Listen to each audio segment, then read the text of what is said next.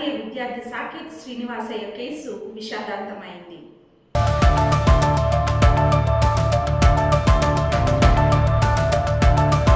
కర్ణాటకలోని బెంగళూరుకు చెందిన సాకేత్ బర్క్లీలోని కాలిఫోర్నియా యూనివర్సిటీలో పోస్ట్ గ్రాడ్యుయేషన్ చదువుతున్నారు. ఈ నెల 9వ తేదీ నుంచి సాకేత్ కనిపించకుండా పోయాడు. చివరిసారిగా క్యాంపస్ కు దగ్గర ఉన్న లేక్ గంజా సమీపంలో కనిపించినట్లు అధికారులు గుర్తించారు. సాకేత్ స్నేహితుడి ఫిర్యాదుతో పోలీసులు గాలింపు చర్యలు చేపట్టగా అతని పాస్పోర్ట్ మరియు ల్యాప్టాప్ ఉన్న బ్యాగ్ ను పార్కల్స్ అనే ప్రాంతంలో గుర్తించారు. ఈ క్రమంలోనే సాకేత్ డెడ్ బాడీ కూడా కనిపించింది. సాకేత్ మృతిపై విచారం వ్యక్తం చేసిన శాన్ ఫ్రాన్సిస్కోలోని భారత రాయబార కార్యాలయం అతని మృతదేహాన్ని వీలైనంత త్వరగా స్వదేశానికి తరలించే ఏర్పాట్లు చేస్తున్నట్లుగా తెలిపింది.